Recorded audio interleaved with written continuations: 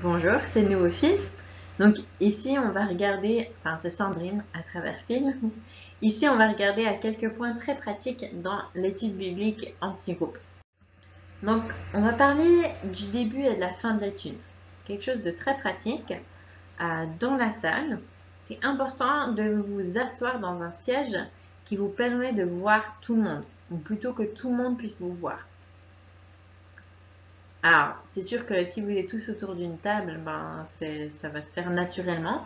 Mais c'est le genre de choses à être conscient, typiquement quand on se trouve dans un salon, donc où il y a des fauteuils, des chaises, des canapés, toutes sortes d'endroits où vous asseoir. Là, c'est là qu'il faudra choisir un endroit, un siège, où vous pourrez avoir une bonne vision de tout le monde dans la salle. Donc, évitez de vous asseoir au milieu du canapé. Vous n'allez pas forcément pouvoir parler, voir les gens à droite et à gauche.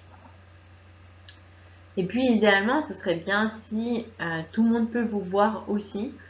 Comme ça peut, si tout le monde peut se voir, si tout le monde voit tout le monde, comme ça va permettre une discussion beaucoup plus facile. Alors, c'est quelque chose que vous voulez, qui est assez important en fait en tant que facilitateur. Si vous avez besoin, si les gens ne vous connaissent pas, demandez peut-être à quelqu'un de vous présenter, juste pour que les gens ils sachent qui vous êtes et puis un petit peu plus sur vous. Et puis, si le groupe il est nouveau, que les gens ne se connaissent pas entre eux, c'est bien que chacun puisse se présenter au moins de manière très brève, assez courtement. Si c'est votre personnalité, vous pouvez commencer avec une blague ou bien quelque chose en lien avec ce qui s'est passé pendant la rencontre ou le culte. Par exemple, si le petit groupe se trouve pendant un événement. Ou bien vous pouvez raconter une histoire. Ce qu'on veut, c'est juste que les gens ils puissent être à l'aise. Si c'est pas nécessaire, si les gens ils sont déjà tout à fait à l'aise, vous pouvez directement passer à l'étude. Les brise-glaces.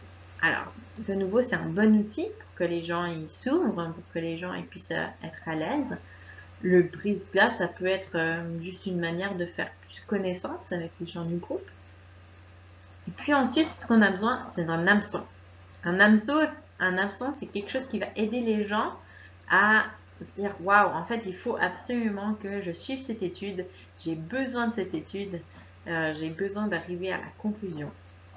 Pas juste parce que, bon, ben voilà, c'est dans mon programme, je dois participer à l'étude biblique, mais parce qu'en fait, ce passage est important, il va nous impacter en tant qu'individu, il va nous impacter en tant que communauté, il va impacter notre église, etc. Ça va nous aider, alors on a besoin de ça. Donc ça, c'est l'hameçon qui va aider les gens à avoir le but de l'étude. Ensuite, c'est possible que vous deviez donner un petit peu le contexte du passage si vous ne lisez pas le livre en entier.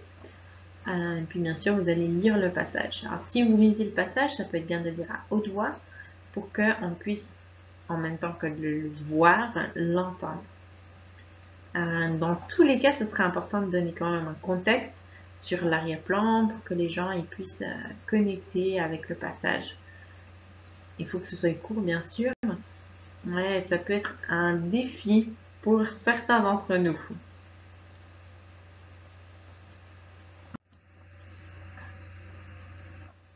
Poser des questions une fois que le passage il a été lu. Alors les questions d'introduction, on vient de voir dans la vidéo précédente. Donc des questions comme qu'est-ce qui est dit, quelle est l'atmosphère du passage. Vous pouvez aussi poser des questions sur ok, quelles sont vos premières impressions. Ça, c'est des questions que j'aime beaucoup poser quand j'enseigne dans une EIB. Une fois qu'ils ont lu le livre, ok, quelles sont vos impressions? Quelles sont vos impressions sur le message? D'après vous, quel est le message principal? Qu'est-ce qu'ils ont remarqué, etc. Et puis, à la fin de l'étude, alors c'est bien si vous pouvez prendre le temps de prier les uns pour les autres. C'est vraiment ce qui va créer un sentiment de communauté.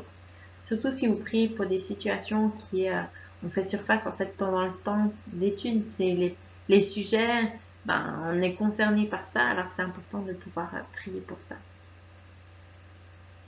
Et d'ailleurs, c'est bien quand il y a quelqu'un qui partage quelque chose que vous savez, pas facile pour eux de partager, de les encourager et puis de s'assurer que cette personne elle est honorée et puis qu'on a pris pour lui. Si possible, donc demander aux gens de lire le passage avant. C'est pas toujours possible, hein, comme on l'a dit. Il y a certaines personnes qui sont très occupées et qui n'ont pas forcément le temps de lire avant. Au niveau de la taille du groupe, c'est difficile à déterminer, mais je dirais entre 6 à 8 personnes, ça peut être bien. Ou peut-être éventuellement jusqu'à 10 ou 12, mais ça dépend bien sûr du temps que vous avez, des gens qui viennent, à quel point ils participent. S'il y a tout le monde qui participe, alors plus le groupe est petit, mieux c'est. Parce que bien sûr, ça donnera plus d'opportunités à tout le monde de partager. Si votre groupe il grandit, alors ça peut être bien de le séparer en plus petits groupes. Et puis, ça veut dire par contre à ce moment-là qu'il faudra former quelqu'un d'autre qui pourra diriger, qui aura les capacités de diriger une étude biblique de manière efficace. Et puis ça fait partie de la multiplication et c'est quelque chose qu'on veut. On ne veut pas garder les choses que pour nous. Si vous avez le contrôle de l'environnement, assurez-vous que les gens ils aient suffisamment chaud, pas trop chaud non plus, qu'il n'y ait pas trop de bruit. Essayez d'avoir la meilleure place, comme j'ai dit, pour que tout le monde puisse vous voir et pour que tout le monde puisse se voir. Donc faites tout ce que vous pouvez pour rendre l'environnement idéal pour l'étude. Peut-être fermer les rideaux pour que le soleil ne brille pas dans le visage d'une personne ou dans ses yeux, enfin tout ce genre de petits détails quoi. Puis souvent les études bibliques elles sont connectées avec un type d'hospitalité, un café par exemple, ça peut être au début ou à la fin de l'étude. Si vous savez que de prendre un café au début de l'étude, ça prend trop de temps ensuite pour commencer, alors c'est peut-être mieux d'attendre la fin de la rencontre. Et puis en tant que facilitateur, c'est bien si vous pouvez recruter quelqu'un d'autre pour s'occuper de l'hospitalité. Comme ça, vous pouvez rester concentré sur l'étude biblique, la direction de l'étude, et puis vous n'êtes pas en train de courir partout en allant préparer des cafés, etc. Mais c'est sûr que l'hospitalité, c'est quelque chose de très important. Et puis, heureusement, il y a des personnes qui aiment beaucoup ça. Et puis, c'est important donc que l'hôte, si possible, ne soit pas le facilitateur. Une autre chose importante, c'est bien sûr de garder l'horaire, essayer de terminer à l'heure. Ça veut dire que vous devez être très proactif et puis vraiment superviser l'étude biblique, savoir quand c'est le temps d'apporter une conclusion, etc. Le but, c'est que les gens ils savent que, ok, ils peuvent rentrer, que c'est pas trop, non plus trop tard, et puis ça va leur donner envie de revenir aussi. Soyez prêts à faire des expériences avec des choses créatives. Aujourd'hui, franchement, c'est facile. On peut avoir accès à beaucoup de choses, beaucoup de ressources. Peut-être vous allez utiliser une vidéo, vous allez pouvoir montrer des photos, ou peut-être même faire un sketch. Et puis, bien sûr, il y a des cartes, des tableaux qui peuvent expliquer les choses visuellement de manière beaucoup plus efficace. Ça vaut la peine, ça vaut de faire quelques efforts. Parce que ce qui peut prendre beaucoup de mots pour expliquer peut être expliqué beaucoup plus facilement avec une image ou un tableau par exemple, un graphique. Puis assurez-vous que c'est vous le responsable. Ne prenez pas l'initiative de donner la direction à quelqu'un d'autre du groupe.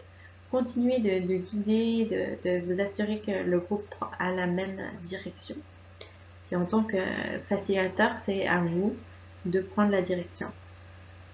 S'il y a des gens qui parlent beaucoup, qui dominent, surtout si c'est des personnes qui sont un peu critiques ou dures, c'est important de leur en parler.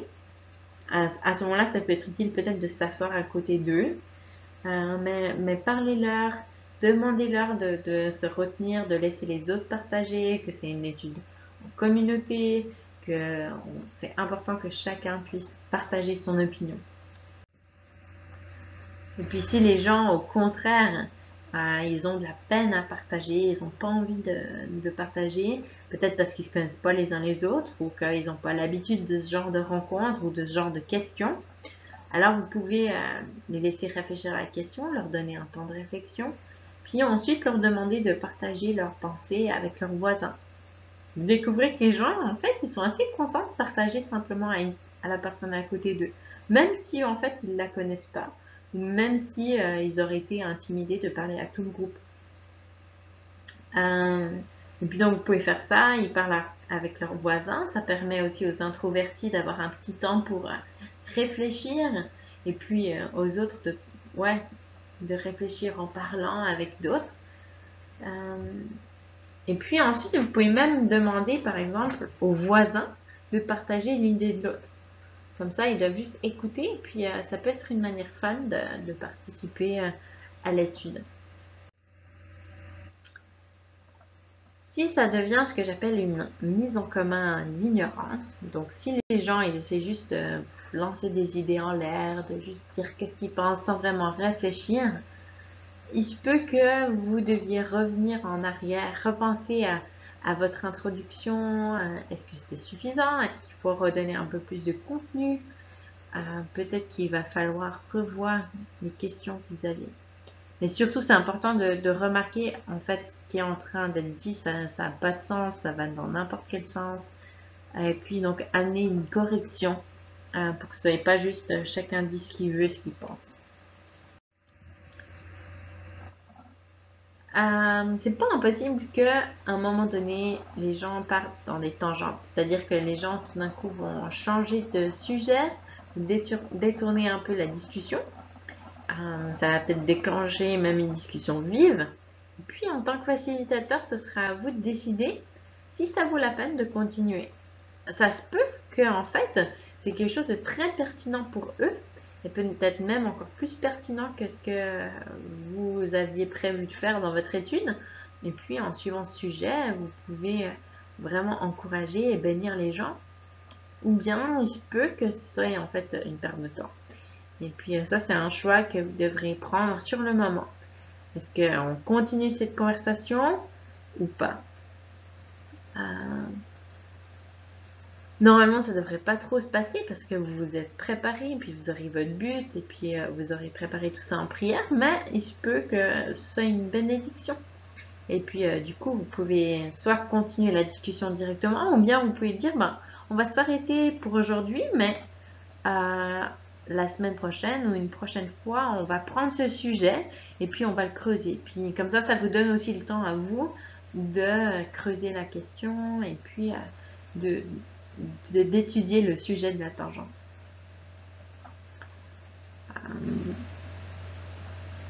Mais dans tous les cas, encourager les gens à être ouverts, c'est pas juste un processus intellectuel. Et puis une des clés pour être ouvert, bien sûr, c'est de vous-même. Vous devez être ouvert en tant que facilitateur. C'est-à-dire c'est vous qui donnez le ton. Pour que les gens ils se sentent en sécurité, ils doivent se connaître les uns les autres, mais ils doivent aussi voir que vous êtes ouvert et que vous montrez l'exemple.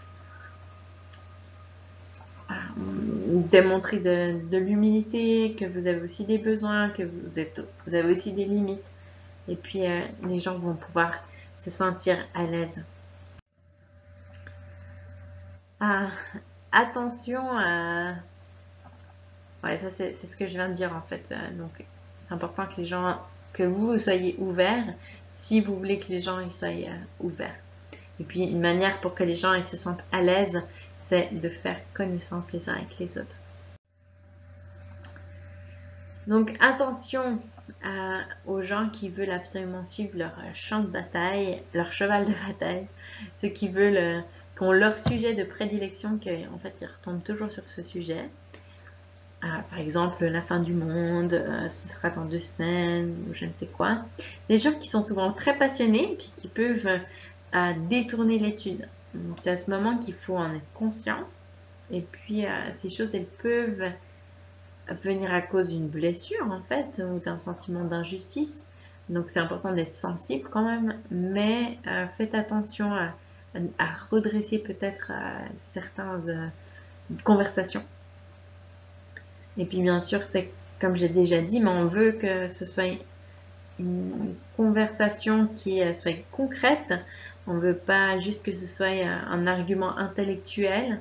On veut être dans le concret. Ok, mais c'est bien toutes ces réflexions, mais qu'est-ce que ça change à ma vie en fait aujourd'hui? Donc la confidentialité, j'en ai déjà parlé avant, mais c'est quelque chose d'important. Donc c'est possible que vous ayez un accord de confidentialité dans le groupe concernant l'ouverture. Dans le groupe, par exemple, vous pourriez dire qu'on ne va pas partager sur les domaines de la sexualité, ou bien seulement dans un certain cadre. Par exemple, si c'est un groupe d'hommes, on va pouvoir traiter de ce sujet. Mais dans tous les cas, c'est important de donner quelques lignes directrices.